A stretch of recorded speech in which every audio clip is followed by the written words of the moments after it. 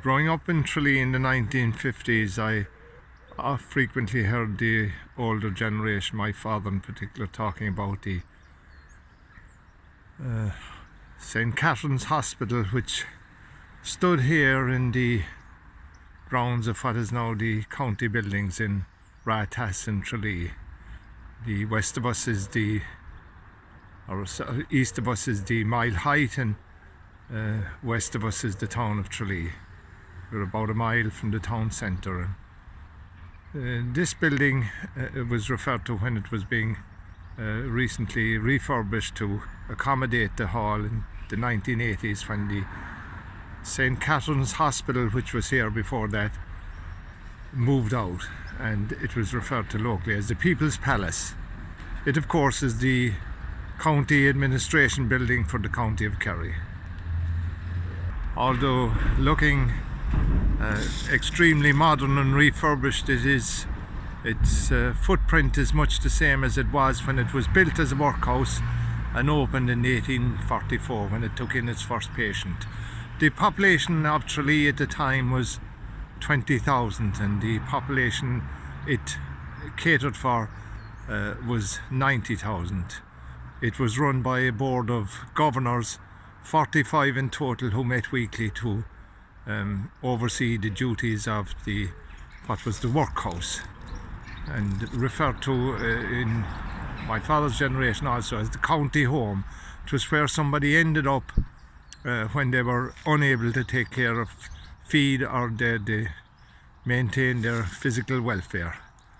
It was here. There was room for 1,000 patients when it was built, which was huge at the time.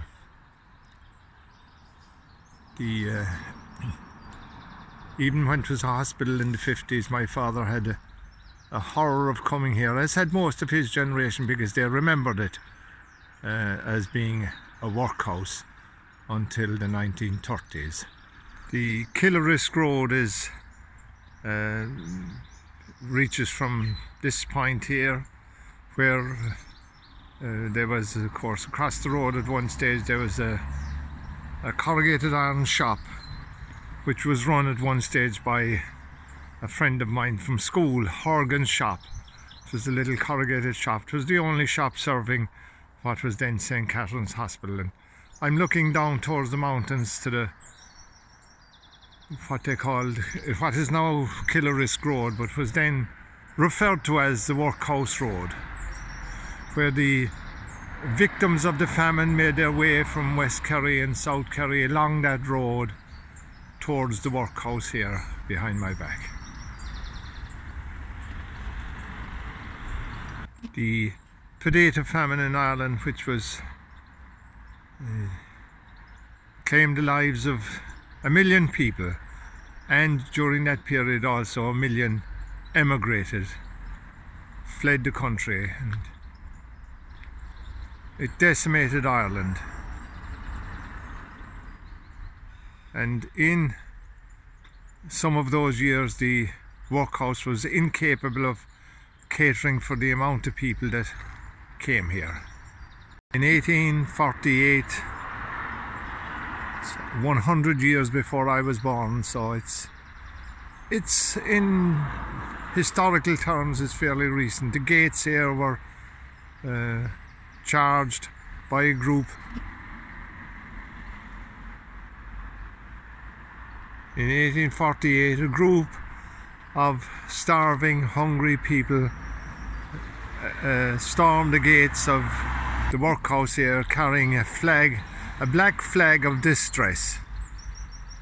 And unfortunately the police were called and they were dismissed. The workhouse was incapable of dealing with the vast numbers that were making their way across the workhouse road to here. In the 1980s, of course, it was the St. Catherine's Hospital up until the 1980s, and it was opened as a hospital in the 1930s, with still the air of the workhouse hanging over it. And my father was alive at that time, and he spoke, and he remembered it being the workhouse and the reputation it had, and he could never get that reputation out of his head. He was always fearful of getting sick and ending up here in what he and his generation termed the workhouse. The workhouse was built at a cost of £9,000, which was a lot of money at that time. And George Wilkinson was the architect. He was the architect of many of the workhouses. He worked for the board that ran the workhouses. The workhouse contained an idiot's room, a dining hall, dormitory facilities, and during the famine there was also a fever hospital here. And they built at that time, they converted sheds at the back into additional accommodation. At the rear of the hospital there is a burial ground for babies, small children. The plot is called the Plot of the Angels, and later when it was a hospital there was a building here for the nuns, where the nuns resided. And of course the nuns, in the past number of years there has been a lot of religious order bashing, if you like, and that where we have turned to the religious congregations. But I think we owe them a great deal of gratitude for the work they did. I'm not sure, but I think it was the Mercy Sisters that ran the hospital here for many years and dedicated their lives to serving the people of Tralee and many other places. They should be commended for that. There are no longer any nuns attached in a medical capacity to the hospital. There are from time to time one or two chaplains that visit to console the Christian patients in the hospitals. On the grounds also is a beautiful church referred to locally as St. Catherine's Church because of its attachment to St. Catherine's Hospital. It of course is the Church of the Immaculate Conception. Caters for the worshippers from the Killarisk, Rathas, Marion Park side of Tralee. The sign for the church advertising the masses. Of course it's like many other houses of worship. Both Christian and others are on lockdown presently. Before we leave here, I just remember St. Catherine's Hospital catered for the maternity needs, of course, as well as the other medical needs of the town of Tralee. And a good friend of mine, Maura Early, who's the daughter of Jean Moriarty, the great Kerry cyclist. Maura's from Listowel, remembers working here with Doctors Creedon and Doyle. And of course the ethos of the hospital here was in as far as maternity and pregnancy was concerned, being run by the nuns, the ethos here was natural family planning. But of course John Doyle came to Tralee having served with the British forces overseas and knew the effects of large families and the toll it took. Tried to change the ethos of the hospital and was recommending to women with large families that they use some forms of birth control. Of course he clashed with the nuns that were here at that time. Creedon and Doyle were two well-respected doctors.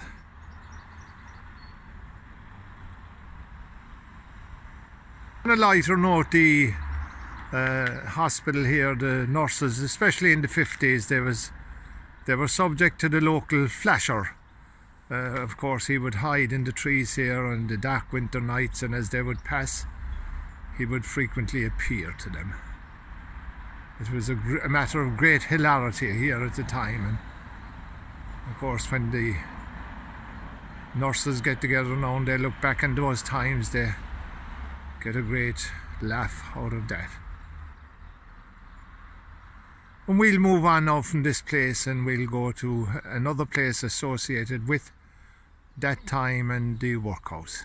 Of course, these strange times have put a burden on the shoulders of the staff here at the Kerry County buildings, and much of the responsibility for running the county and the emergency services that are going on during the lockdown rests on the shoulder of the chief executive of the county manager, Moira Morell. And of course we wish her well. I have come now here to the burial ground, which is called God's Acre, and of course it's opposite the racecourse in Ballybeggin at the top of the racecourse wall behind us, and it's at the top of Racecourse Road in Tralee. And this is where the patients of the workhouse were buried. The paupers, I suppose in America it would be referred to as Potter's Field. There were burials taking place up here into the 1940s. This is a lovely, peaceful, lonesome spot.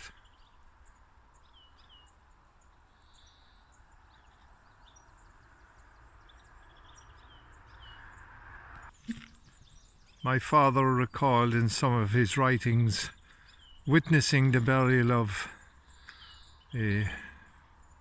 paupers here. This was his stomping ground when he was growing up in the late 1920s, and he described the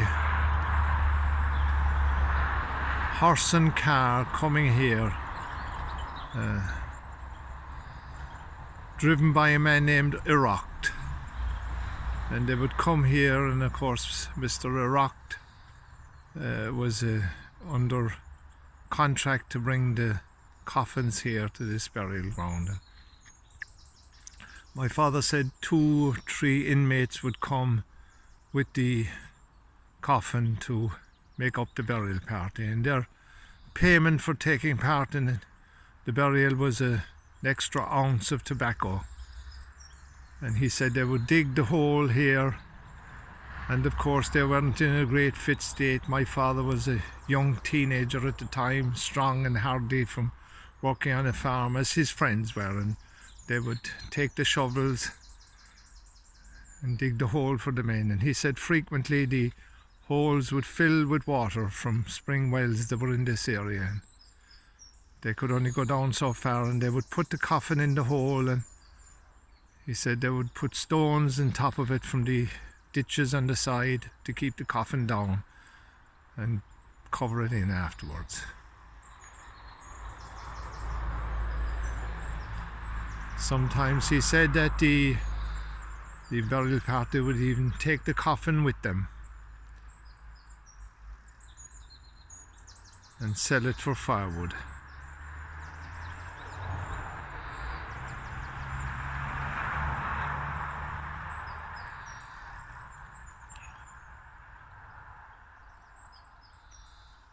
In the Catholic Church and the Christian tradition here in the 50s and 40s and 50s, a baby born to a family that was not baptized would not be buried in a regular graveyard that was considered consecrated ground. My cousin tells a story that my parents had a baby born prematurely and died at birth, and he remembers my father bringing The baby here wrapped in brown paper and clandestinely bury the baby here in some corner of this field. Such were the times. So they're the experiences that coloured my father's thinking of the workhouse and the old St. Catherine's Hospital.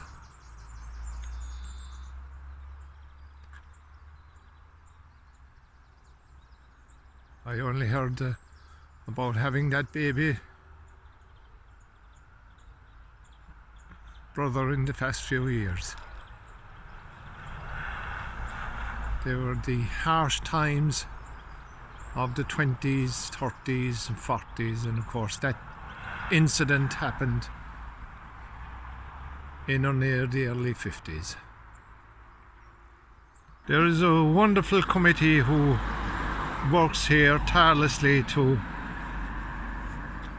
keep this graveyard in good condition, and the grass is overgrown a little now because of the present lockdown, and on the walls, front walls, are the Stations of the Cross.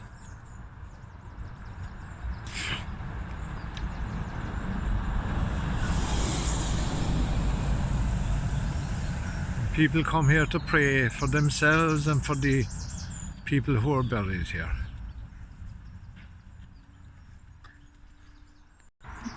The grotto on the corner where the Mother of Jesus watches over those who are buried here.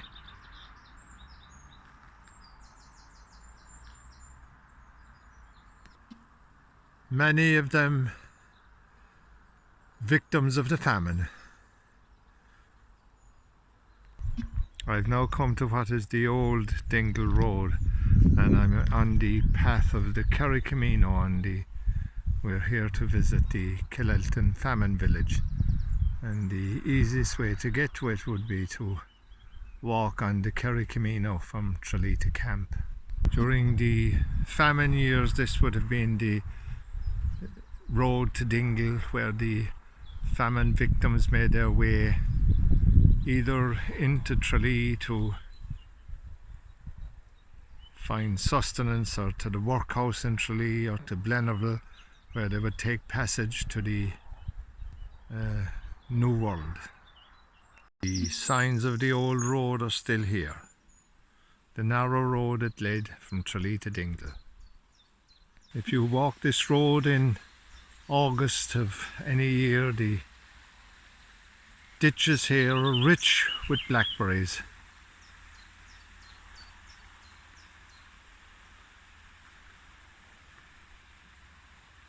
However, this area has history which is not pleasant. We climb the stiles here which lead us into the Killelton famine village.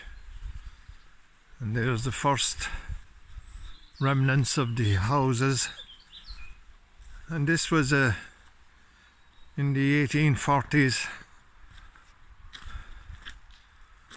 Up until the famine years, this was a little busy little village.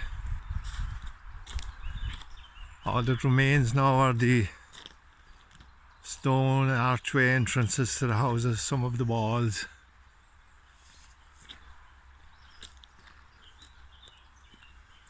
The gables.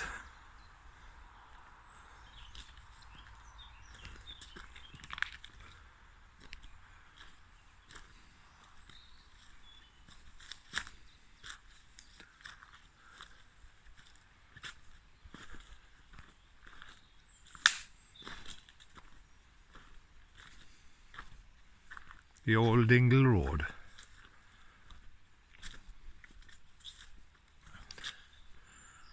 "10 miles from Tralee, where we live, and we never heard about it in school. Part of our history. Were we ashamed of it?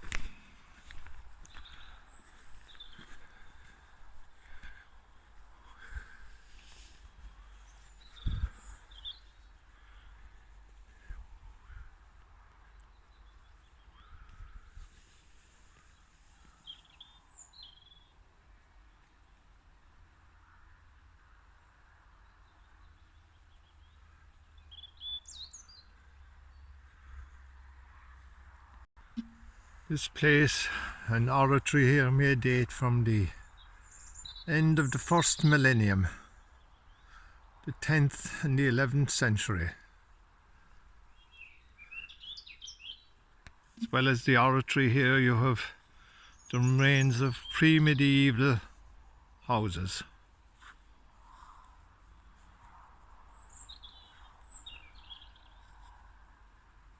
Also a children's burial ground here, and there's a tradition of visiting here and saying a prayer or putting a ribbon on the tree here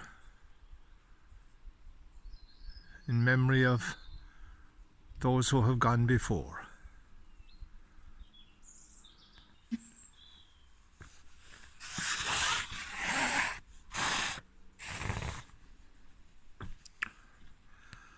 We're inside of the oratory and part of a window facing east.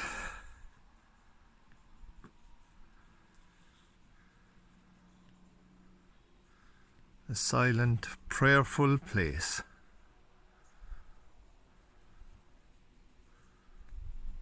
Wonderful blue sky this morning, and the piece here belies the history of the last people that left here in the years of the famine.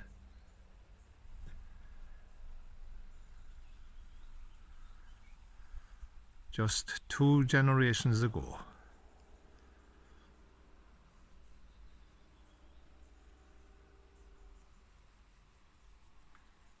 The best way of getting at this village is along the Carricamino.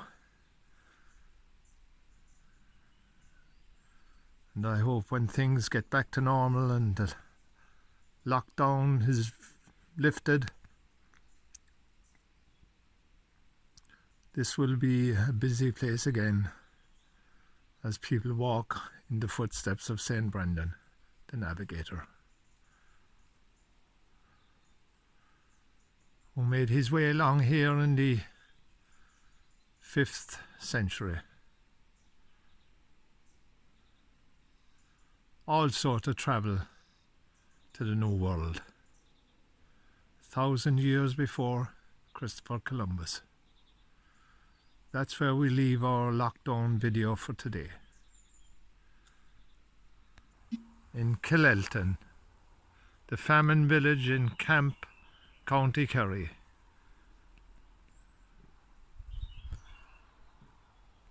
And we just remember too today the American tribe of Indians, the Choctaw Indians, who collected during the famine for the Famine Relief Fund in America $170, which was an awful lot of money, tens of thousands of dollars.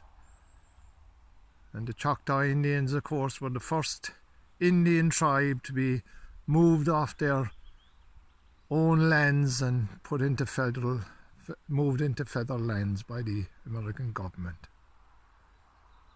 And even though they were going through their share of torment, they still thought of the famine victims in Ireland.